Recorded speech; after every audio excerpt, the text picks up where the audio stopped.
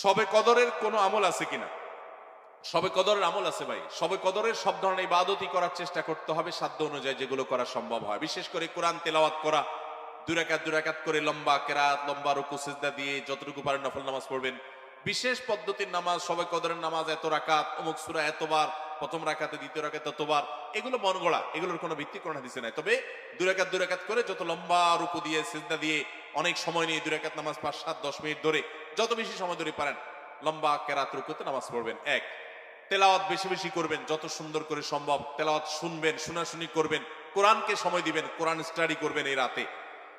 আর বিশেষ করে একটা দোয়া আমাদের আয়েশাকে রাদিয়াল্লাহু তাআলা আনহাকে নবী করিম সাল্লাল্লাহু আলাইহি ওয়াসাল্লাম শিক্ষা দিয়েছেন, আল্লাহুম্মা ইন্নাকা আফুউন তুহিব্বুল আফওয়া ফাআফু আন্নী। আল্লাহ আপনি ক্ষমাশীল, ক্ষমাকে ভালোবাসেন, আপনি আমাকে ক্ষমা করুন। আর আল্লাহর কাছে দোয়া, ইস্তেগফার, রোনাজারি, চোখের পানি ফেলা, গুনাহ মাফ চাওয়া, এগুলো করতে থাকবেন। দান সাদেকা করার সুযোগ পেলে সেটাও করবেন।